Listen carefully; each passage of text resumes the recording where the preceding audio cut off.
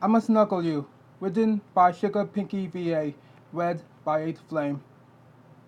I'ma snuggle you, Twilight squeaked, suddenly busting through the doors of Carousel Boutique, purple streaks flying behind her. Startled Rarity looked up from her dressmaking, almost stabbing herself in the hoof with a sewing needle. Huh? What about Maury? Rarity asked, only hearing the last part of Twilight's shriek. The white the white mare's confusion quickly faded away to horror when she saw the state Twilight was in. Goodness, darling! Darling, whatever happened to your coiffure? She galloped over to Twilight, who was visibly shaking, and tried smoothing down the frizzy ends of her violet-striped mane. There, Verdi cooed, brushing Twilight's hair with brilliant blue magic. I'm sure we can fix your mane and whatever is bothering you, but I first need to know. Verdi abruptly cut off, looking down. Twilight was affectionately nuzzling the other unicorn against her fuzzy neck, purring like Opal after a warm bowl of milk. What? Rarity stammered, feeling her cheeks heat up. The purple mare continued snuggling Rarity, stroking up and down with her head. Admittedly, it wasn't an altogether unpleasant feeling. Darling, what in the question are you doing? Twilight stopped blinking her dark, pretty eyes. I'm snuggling you, she replied innocently, her tiny muzzle squished in disbelief. I told you when I came in, Rarity. Remember? I'ma snuggle you. She yelled again, eyes glazing, as she dived back into Rarity's neck. What? The fashionista squirmed as Twilight nosed her sensitive for. But, what? Why? She asked, trying to comprehend exactly what was happening. This didn't make any sense, especially for Twilight. If this had been Pinky on the hoof, it might have been excusable and just pass off as Pinkie Pie being Pinkie Pie. But Twilight? Absolutely ridiculous. Twilight was Twilight just as much as Pinkie was Pinkie. A smart, beautiful, sophisticated, beautiful, completely logical mare. What would cause Twilight to change and randomly start cuddling her? Not that she was asking it to stop. Why? Twilight repeated, retreating her head from Rarity. Why?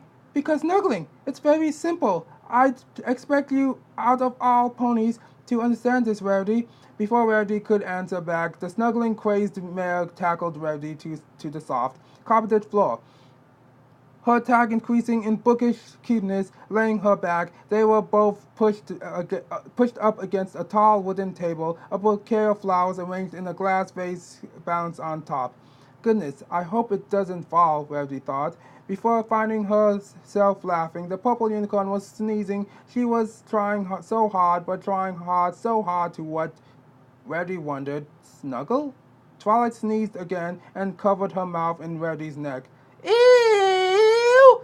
Rarity screeched, sitting up. Darling, what was that? Twilight wasn't listening and attempted to attack the fashionista once again. She squirmed over Rarity's shoulder, but Rarity quickly blocked her. Enough! Rarity bellowed, frightening Twilight.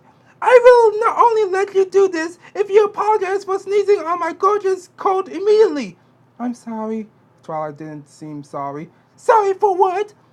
Sorry for sneezing on your gorgeous coat. Oh, well, apology accept. Twilight jumped off of Rarity's stomach comfortably, settling while she needed like a cat. Apparently, conversations didn't last very long with this version of Twilight. Speaking of which, Rarity cleared her throat, hopping to catch Twilight's attention. Maybe she'd be willing to speak with her while they were snuggling. Twilight, may I ask what brought on this behavior?